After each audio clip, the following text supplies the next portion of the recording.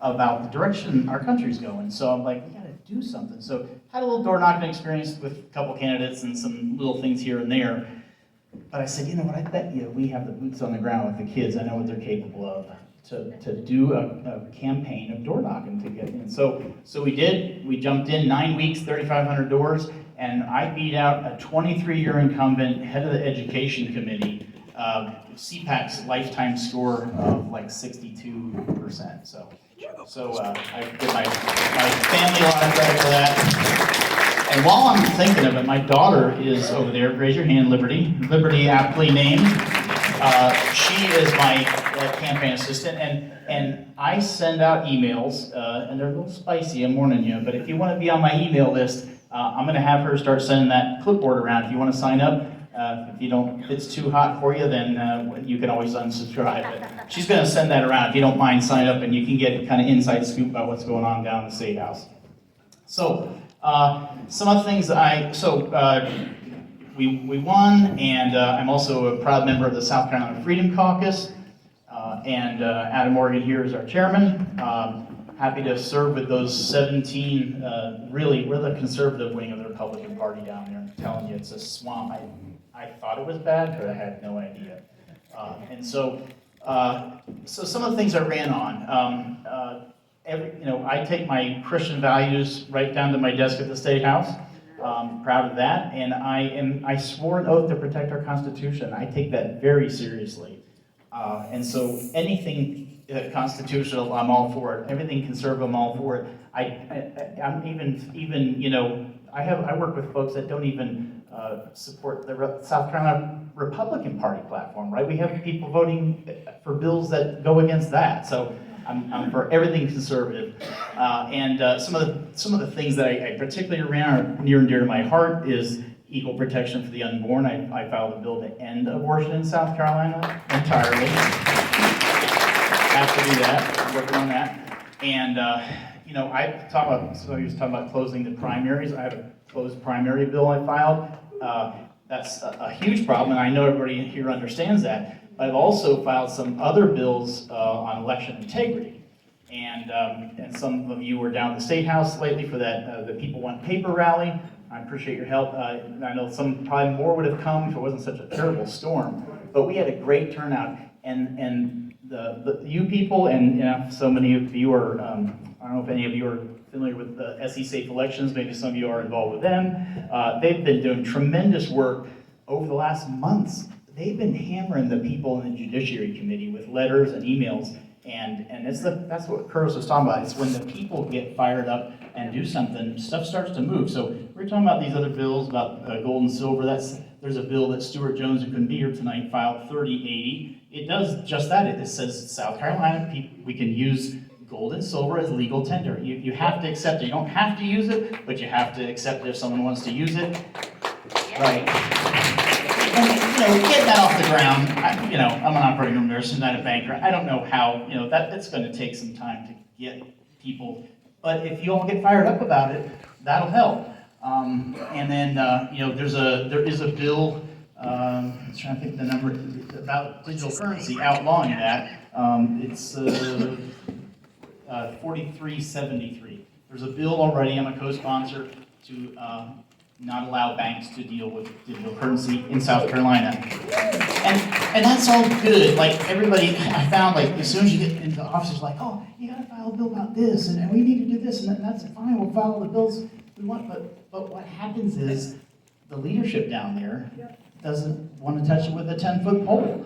When I first got down there, I think I spent one day in the Republican caucus because the same people, the conservatives, come to town and they know what happened. There's a lot of turnover in the elections. I was part of the third largest freshman class ever in South Carolina history. Lots of turnover. A lot of people are fired up. They're helping good candidates. And I think they're afraid they're starting to lose control of things down there. So, yeah.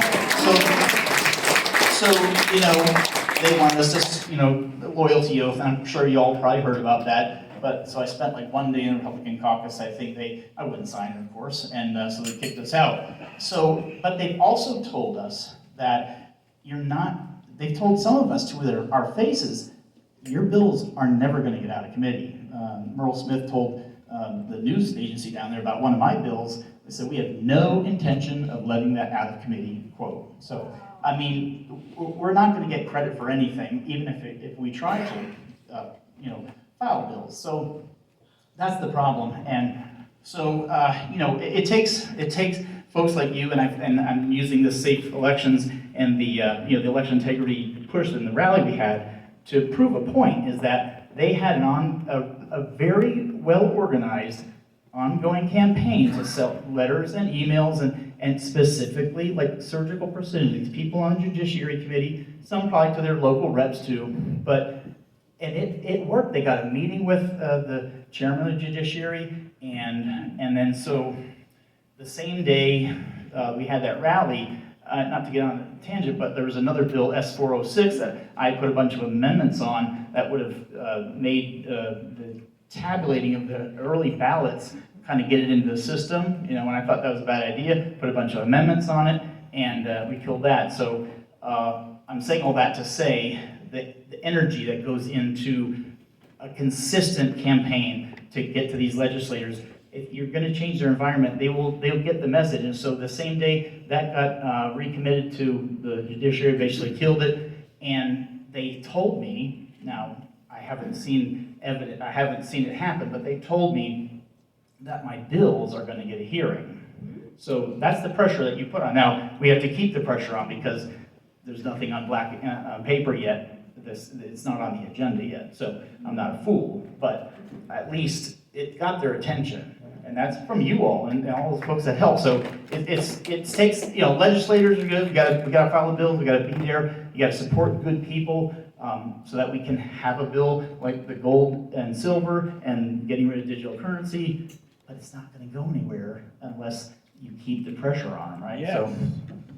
So yeah, I just want to say, I think I'll probably let Adam, you want to come up here and talk about the do no harm? But maybe I should take some questions first. I don't know if you want to do it together or how you want to do that. Go ahead, Yvonne. Real quick about yes. the RNC's Bank Your Vote initiative. What do you think about that with regard to this early tabulation vote?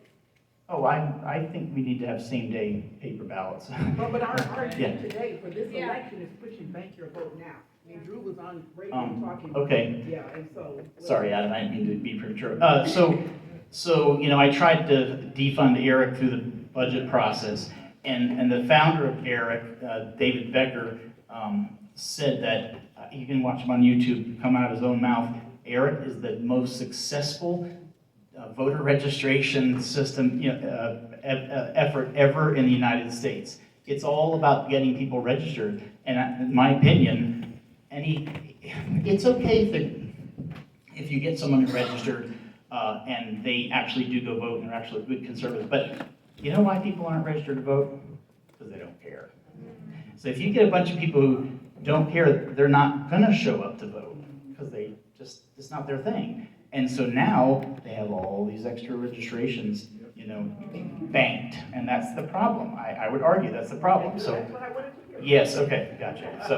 So you want to talk about do no harm? Yeah. This is Adam Morgan, the chairman of the South Carolina Police Caucus.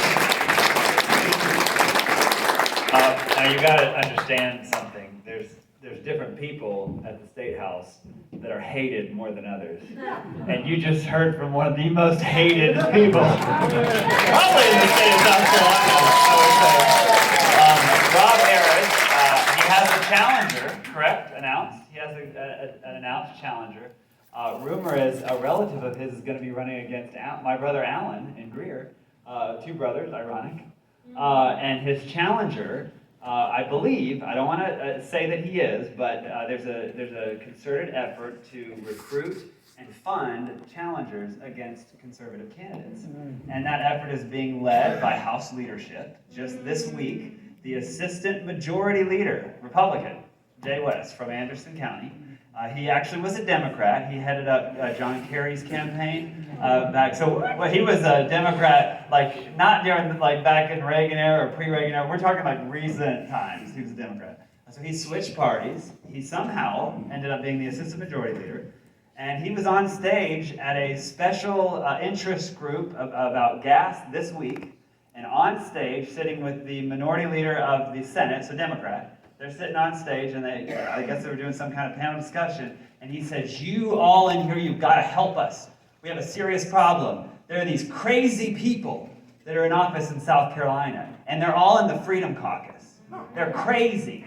And the quality of candidate is your fault. You've got to open your wallets, and your special interest in you've got to fund and recruit candidates to run against these crazy people and get them out of office because they're just ruining the institution of the legislature. And then the Senate minority leader, Democrat, goes, oh, I couldn't agree more. They're crazy. They're just ruining things. We all used to get along better and do all this. We're just the best of friends. And they joked about they vacationed together. This former Democrat turned Republican and the minority leader. Begging special interests at a lobbyist function, begging them on the record, I need you to give money and recruit candidates against Rob Harris, Ashley Trantham, Mike Burns, Alan Morgan, Jordan Pace, Jay Martin, all of us, the 17 Freedom Caucus members. On the record, that is next level, just out like they don't care anymore. They're working with Democrats, they're colluding with Democrats, they're begging special interests for money openly. It's not even a secret anymore. That's in South Carolina. That's going on right now. Another thing that happened, last week, they had new rules that they were going to change the institution, the House of Representatives, the way it functions. The new rules, almost exact copies of Nancy Pelosi's rules when she neutered and gutted the rules in the House of Representatives in Congress. No more motion period. Members will no longer be able to make motions to pull something out of committee on the floor. And during cloture, which is basically any important hot button issue, all the abortion bills, save women's sports, constitutional carry, they invoke cloture so we speed debate along. During cloture, all amendments are thrown out. So you can't amend unless the majority leader and the minority leader hand select 12 each. Sound pretty good, right? Because the majority leader, the Republicans at least get 12 amendments. Problem, we have a supermajority. That, first of all, completely dilutes the Republicans' power. We're now equal. There's 30 Democrats and 80-some Republicans. Why in the world is it 12 amendments each? Bigger problem. The majority leader has said publicly, I am not going to let any Freedom Caucus bills or amendments pass this year. And he gets to pick what amendments get heard. So what that means is on the floor of the House, all 17 of the Freedom Caucus members, all the most conservative members, the people who have filed Save Women's Sports, constitutional carry, the vaccine mandate prohibitions, you name it, the election integrity, whatever issue, all of the strong conservative ones come from our caucus, every single one. We will no longer be able to amend on the floor. That's how we stopped the firemen from losing their jobs back when they had the mandates. That's how we got a vote on closed primaries for the 2 years in a row because they won't get it out of committee. It's an effective way of completely restricting and limiting conservatives' ability to legislate, stifling debate, completely neutering the institution. That's what they were going to do last week. We found out about it. We alerted the grassroots. I know a lot of y'all in this room helped us. People went nuts. Talk radio helped us a lot. People went nuts, and they just got flooded, and suddenly it had passed out of Rules Committee with only one Republican opposing it. They have not read it across the desk. I've never seen this in 6 years in the State House. Anything that comes out of committee, they literally take it, they read it across the desk, and you vote. It gets on the county, you vote on it. Because of y'all and the pressure around the state about that rules change, they took it, partially read it, and then stuck it over, and it's just sitting on the desk and has been for days. So every day we think, are we taking it up today? Are we going to neuter the institution today? What are we going to do? And what's happened now, the rumor is that they don't know what to do because they know they're going to get destroyed when we get on the floor. Because we dropped, 30 amendments to House rules, including adding the motion to vacate the chair, which is what they did in D.C. Right? So if they bring these rules up, we get to really have fun and do a whole lot of fun amendments that they'll have to actually vote on. So they're not even reading it. But the crazy thing to me is that we are at a place, this is the same group of people. They kicked us out for a loyalty pledge. They said, sign this, sign away your right to ever criticize publicly another member or elected Republican in the House. We have a supermajority. How am I not going to accidentally talk bad about 80-some members of people, who, some of which are actually completely closet Democrats? They're not even closet Democrats. They are literally Democrats. They just run as Republicans. And one of the things they said was we couldn't share pictures of the public voting board anymore because it made people look bad for how they voted, right? Yeah. And that was our problem for sharing with constituents. So they kick us out of caucus. Well, did you know that since that happened, they all signed away their right to criticize other members? The chairman of LCI, Bill Sandifer, from right here in Oconee, not too far from us, he was busted because 2 lobbyists came forward and gave sworn affidavits and said, he told us that if we donated to his campaign, he'll let our bills out of committee. Give us, completely breaking state law, by the way, don't worry, our ethics laws aren't that bad. Completely breaking state law. They investigated, they said there's probable cause, they referred it to criminal prosecution, and he is still in House leadership today. They've done nothing. They've not removed him. He is still sitting, deciding what bills get out of LCI. He's the reason we had a neutered or watered down version of the ESG bill, by the way. That guy, he's a Republican.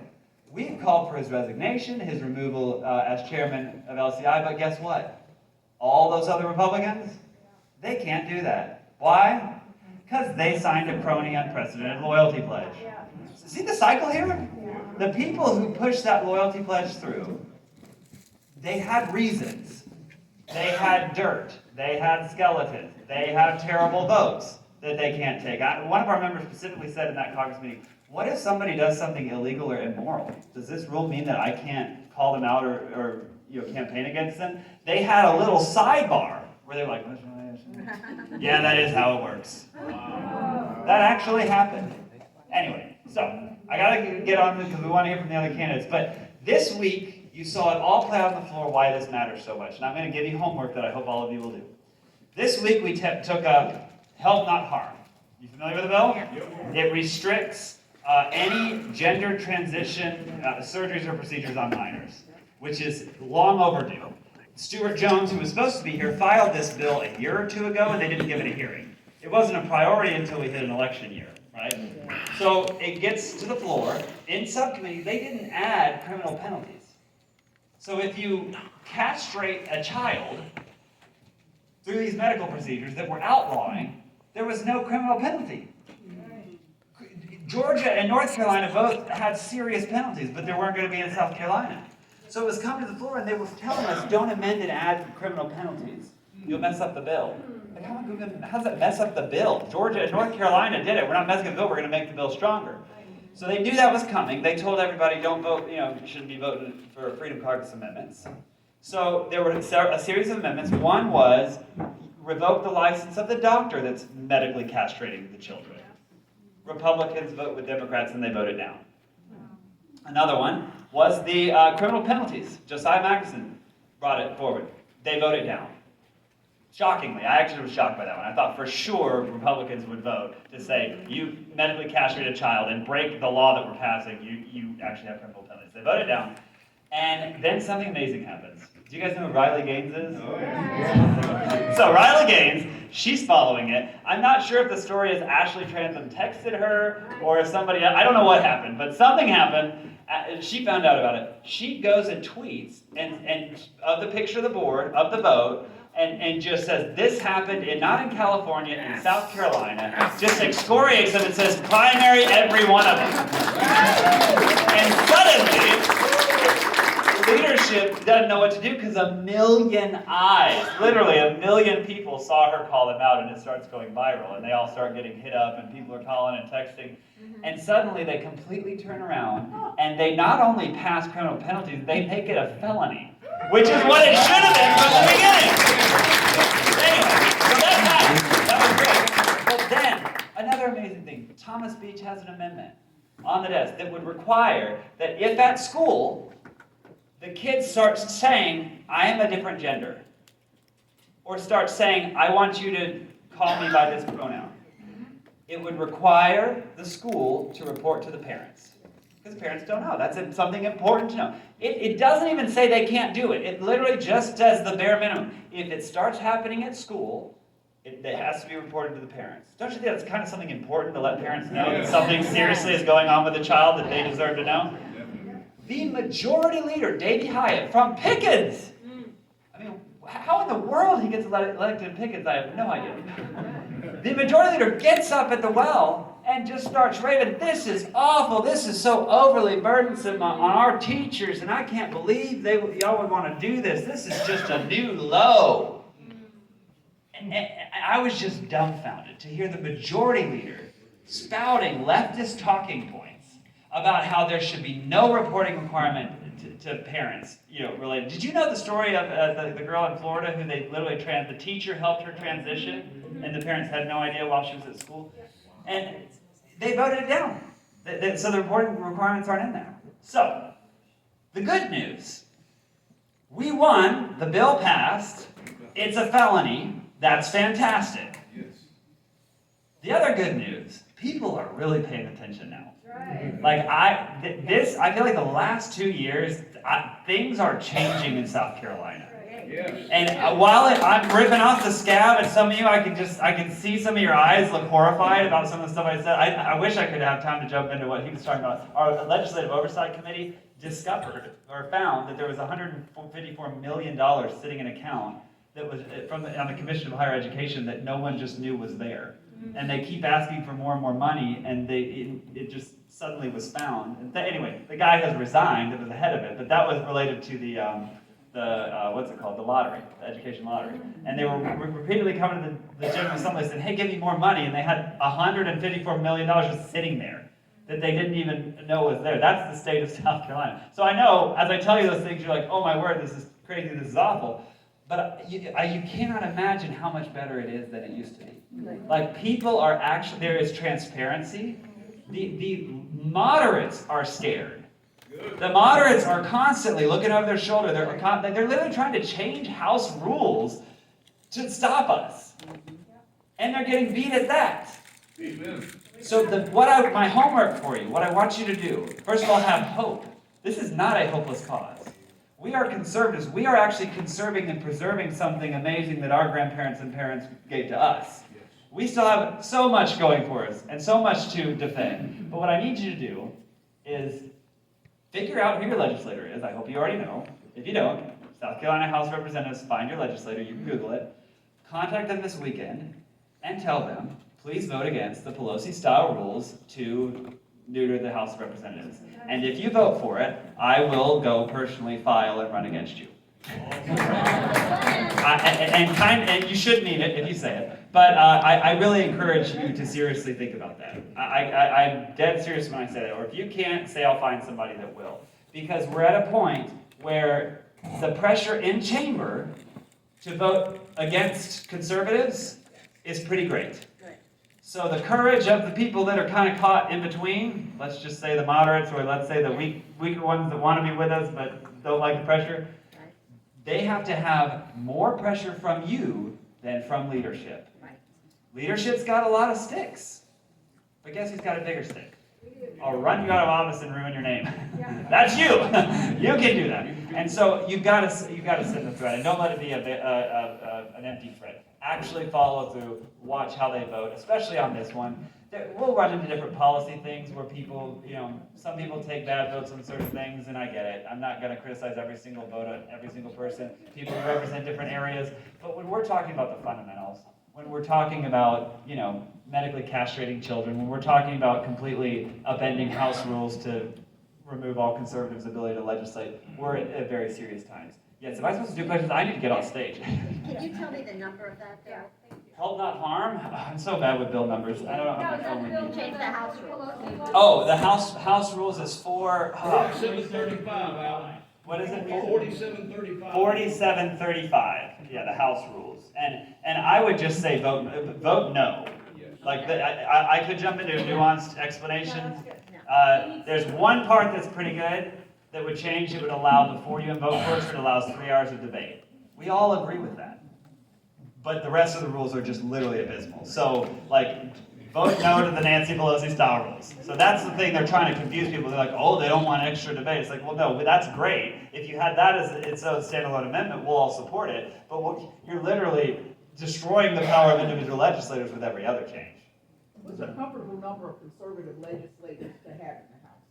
A comfortable? I don't know, 80, let's go with 80. No, I'd be pretty comfortable with that. What's a realistic number? So realistically, that's a good way of, I think we could pick up 15 seats easily this next cycle. I mean, it's gonna be an all-out war. I don't believe it's overstating to say this is the most important election. The primary is the most important primary election in South Carolina history. Other than maybe the Civil War, probably should always have that caveat in South Carolina. But legitimately, the soul of the Republican Party is at stake in South Carolina. And if the Freedom Caucus goes down by even a couple members, and we don't pick up many new ones, that suddenly all the people watching, the members who are kind of caught in the middle, are going to be like, oh, leadership and lobbyists have more power. And they're going to be way less likely to join. Also, lobbyists are definitely watching this.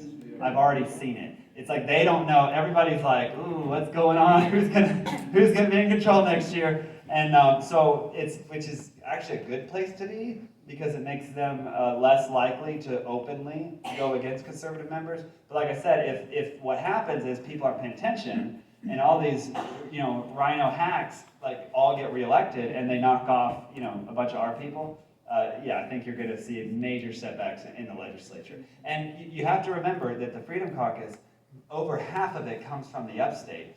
I think 7 of our members are in Greenville County. 2 are in Spartanburg and 2 are in Anderson. So it's likely that you might have a Freedom Caucus member or a Freedom Caucus sympathetic member. And if you have one of those, tell them to get their butt in the Freedom Caucus. But we'll leave that alone. So, anyway, well, thank you all so much.